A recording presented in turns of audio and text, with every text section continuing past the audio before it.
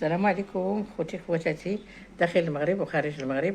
اليوم راني عندي واحد العراضه فيها 14 طير وفيها 6 كيلو ديال الشعريه ان شاء الله، وفيها 14 طير ديال الدجاج يمشي بالتغميره والزيتون والحامض المصير، والشعريه غادي نرافقها باللوز ان شاء الله. راكم عارفين صفه عاديه بلديه، وانتم غادي تتابعوا ملكه الزموريه ان شاء الله، وتابعوني ان شاء الله في هذا الطبق تتشوفوا الطبق ديالي في التقديم ان شاء الله. وديروا لي واحد جيم وابوني وشي تعليقات زوينين داخل المغرب وخارج المغرب، وانا كنعطي لكم غير الحاجه اللي كنخدم في العراس وكنخدم في الصداقات وكنخدم في المناسبات كاع زوينين كنحطها لكم، وداكشي اللي كان عندي يا قليل يا كثير، وان شاء الله قريب فيما قريب ان شاء الله غادي تشوفوني في القاعه، غتشوفوني في القاعه مدينه اخرى بلا مدينه خميسات ان شاء الله بحول الله، وغادي تشوفوني في القاعه عاوتاني في مدينه خميسات. وهانتوما معايا وديروا لي واحد التعليقه في هذا الفيديو يكون زويونه بحالكم داخل المغرب وخارج المغرب، وتبارك الله عليكم.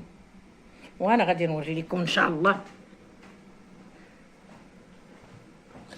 غادي نوري لكم ان شاء الله هذا نوري لكم الدجاج ديالي.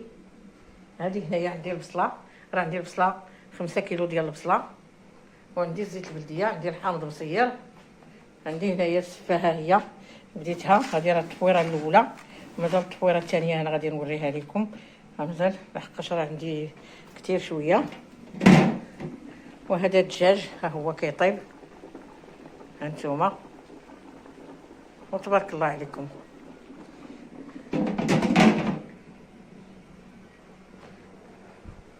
وهنايا عندي السفه ها هي كطيب هانتوما، هي هذيك راه اللي وريت لكم في البانيو راه طلعت لي الطلعه الاولى، وها الطلعه عاوتاني درت كسكاس اخر، وتابعوني ان شاء الله بحول الله حتى تشوفوا على طبق التقديم. كدائما كنعطيكم الجديد، تبارك الله عليكم.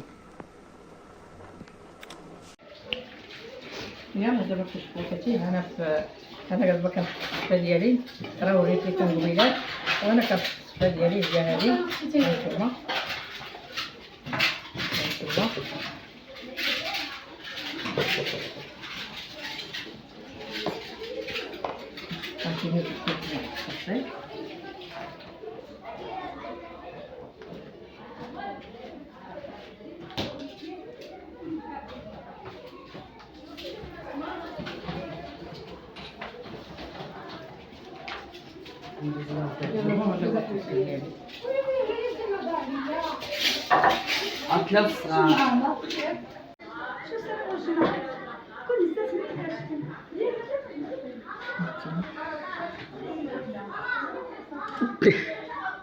وليتي على بزيتك.